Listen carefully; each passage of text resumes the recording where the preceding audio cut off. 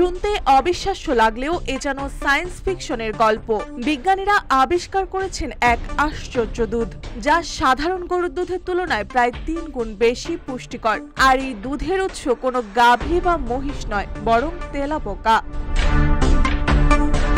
Pacific beetle তেলাপোকার শরীরে উৎপন্ন হয় বিশেষ এক ধরনের প্রোটিন ক্রিস্টাল, যা তাদের সন্তানদের পুষ্টি যোগাতে ব্যবহৃত হয়। গবেষকরা জানাচ্ছেন এই প্রোটিনে রয়েছে প্রয়োজনীয় অ্যামিনো অ্যাসিড, স্বাস্থ্যকর চর্বি ও শর্করা, যা শক্তি যোগায় অনন্য মাত্রায়।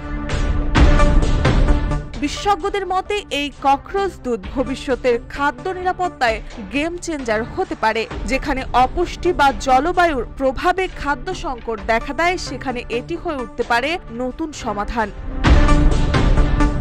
তবে এখনই আতঙ্কিত হওয়ার কিছু নেই। বাজারে এই তেলাপোকার দুধ বিক্রি হচ্ছে না।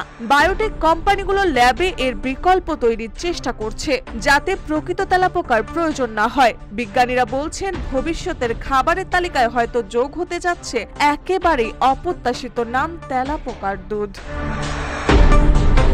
মার্জিয়া মৌ, রূপালী বাংলাদেশ।